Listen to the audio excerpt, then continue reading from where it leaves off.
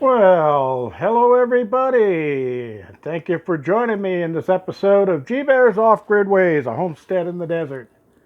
It is August 26, 2020. So, new refrigerator, $425. Why? It wasn't by choice, it was by necessity. Because I got up this morning and the power was out. And I said, what in the heck is going on here? It was just one of the things I did not need to have this morning. So anyway, I come out and I walk around and I go outside and I check. And the charge controller said there was 12.4 in the batteries. Well, they shouldn't have shut off the electricity at 12.4. But the inverter had gone into shut-off mode. So I said, what in the heck is this? So I flip it back on, and I'm standing there watching the numbers come up, and then all of a sudden I hear this sound like tennis shoes in a dryer. Thump, thump, thump, thump, thump, thump, thump, thump, thump. Oh man. I thought somebody was trying to get out of the kitchen into the battery room and attack me. So anyway, I came in and investigated, and guess what I found? My little refrigerator used to be in that corner, the one I made the potato box to go underneath it. Well, look what's leaking out of it, coming right out of the compressor. And it was all the way across the floor when I pulled this thing out of there, all over the top of the box. I used the rag to mop most of it up. And I said, well, I better leave some there so I can show the people what's going on. So this thing, I plugged it into a kilowatt meter and plugged it into another outlet, and it was drawing 800 watts. Holy smokes. So here's the information on it here. It's 120 watts. And why would 120 watts? Why would I be drawing 800 watts? Well, looks like it blew the compressor, because there's black junk leaking out of it. And I would say probably, about 2 pints of the stuff was across the floor and on top of the box there. So this thing is only like 4 years old, maybe 5 years old. But I bought it as a open box unit from Home Depot, and it had some dents in it. I straightened them out, but I guess the compressor took some damage. So I'm going to move this out, put it into the storage container, and it'll become a dry storage unit so that insects and stuff can't get to my dry storage. That's what happened. So I had to start the kitchen remodel without wanting to. I had no other choice. Couldn't let my food go bad. So I bought this bigger refrigerator, $425, and that's because of a Labor Day weekend sale. Starts tomorrow, but they gave me that price today. And they wouldn't give me my military 10% extra on that because they already had it marked down for the sale. The sale item, they wouldn't give me the extra 10%, darn it. So I joked with the lady Gloria at the cash register and said, well, just for that, you're not getting a birthday present. So anyway, I had to move everything out of here, my computer, the big monitor, all of that. And for right now, I just got it all stored in the bedroom, and I'm going to set it up in the bedroom because I very seldom use that. So I'm just going to set it up in there. So when I do need to use it, I'm just going to the bedroom, turn on the air conditioner, and I can work on the computer out there. Okay, so since I put the new refrigerator in, this little meter here is an old Harbor Freight one, and I put it here so that it would tell me what my battery voltages are outside. Once I get my my new Classic 150, I'll be able to do that right on my cell phone, because I will tie it into the Ethernet, and I'll be able to access it from my smartphone. But this has always read 0.4 under the actual. So actually right now out there, the batteries are 12.6. So that's not a bad thing. That's a full charge. And remember, I'm working off of used batteries. So this refrigerator also is unplugged, and I emptied it out. And I'm going to move that out into my workshop and just keep cold drinks in it. Just so, and maybe some ice. So if I get a boo-boo or an ouchie, I can put some ice on it. So that one's out of the cabin for now.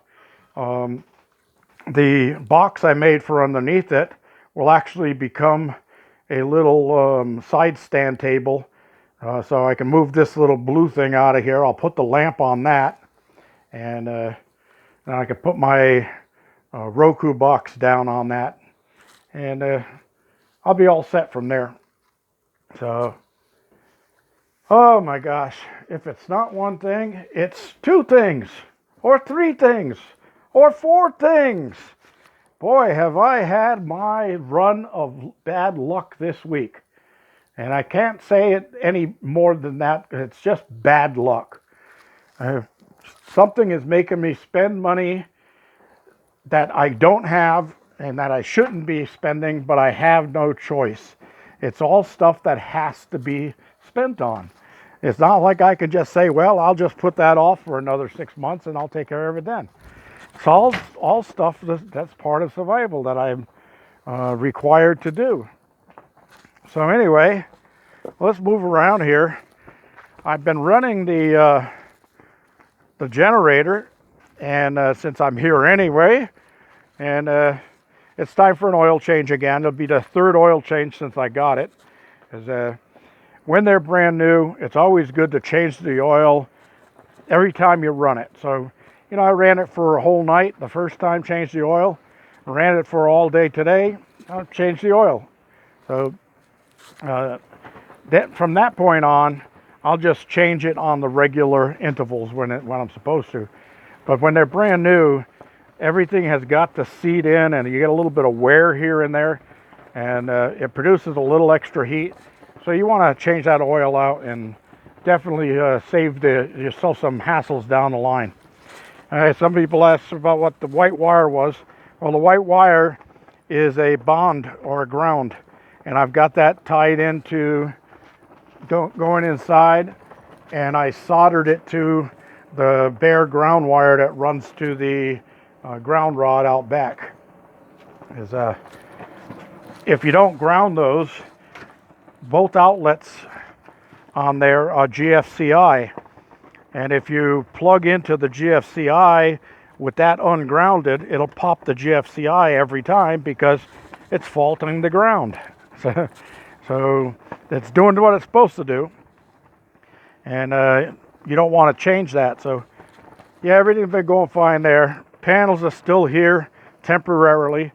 I was going to be working on building the rack for them, but all this other stuff came into play.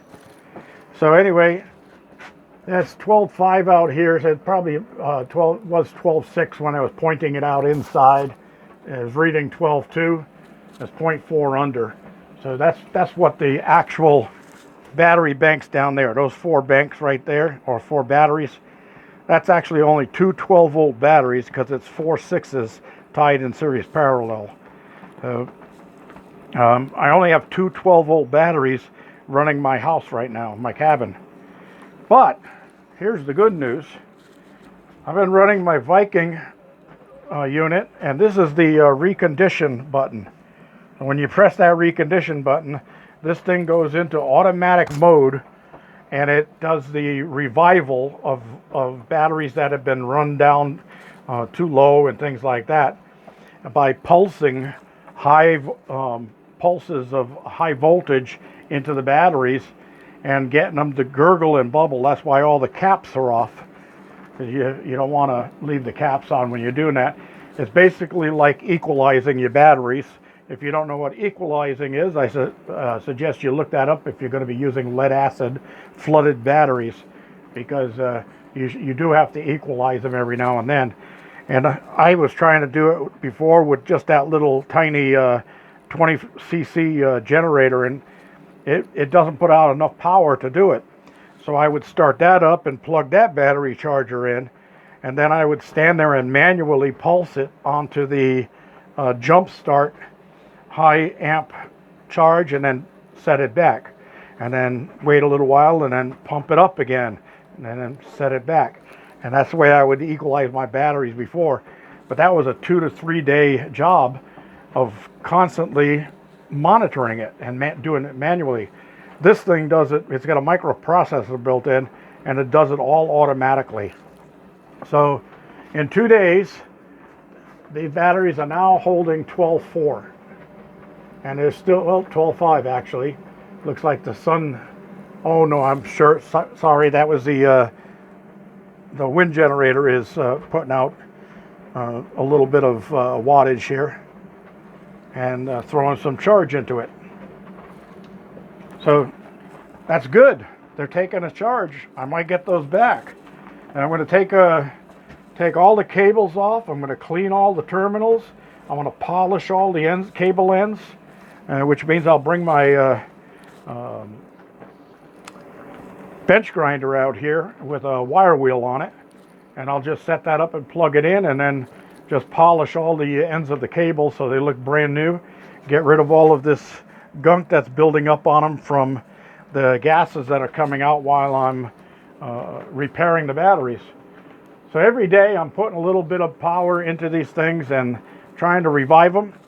And once I get them revived and equalized, I think I'm just going to tie the whole bank together, and these 4 will make up the other 4 that I was supposed to have in my original bank.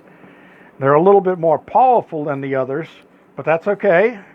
That'll be my full battery bank, and hopefully that's going to work. And that'll be the one good thing that came out of all of these hassles I've had this week. Oh my gosh. No more, please. I don't know who's in charge of assigning hassles, but no more, please. I don't need them.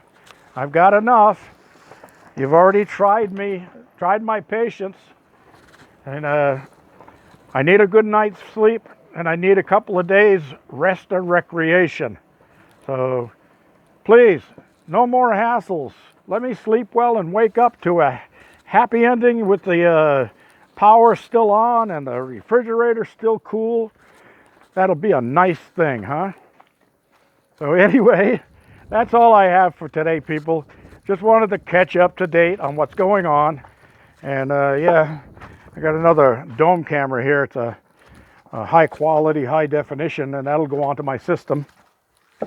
And I'll be able to keep an eye on some more things, as if I don't have enough already with 16 cameras. But hey, sometimes you got to do stuff like that. Now, one other thing I wanted to show you is, let me get around this oil here so I don't step in it.